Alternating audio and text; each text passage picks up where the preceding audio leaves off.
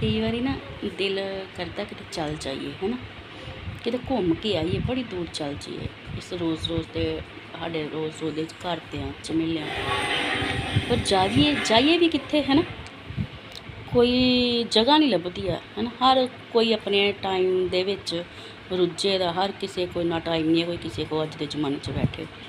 पर मन करता है कदी कदी कि चल जाइए बस, किते सुकून मिले जाके।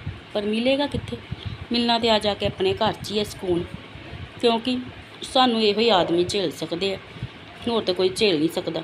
जिस तरह दियां साडियां आदतां हो गईयां ने हुण, बेटैमा उठना, बेटैमा खाना पीना, हर एक इंसान की अपनी रूटीन होंदी है। हुण नहीं कोई भी सानू झेल सकता। हुण बस बेचारे इहो ही बंदे झेल सकते हैं जिन्हां दे असीं पल्ले पै गए हुण। बेचारे भावें सानू हੱਸ के झेलन, भावें सानू हुण रो के झेलन, झेलना तो हुण इन्हां नूं ही पैना।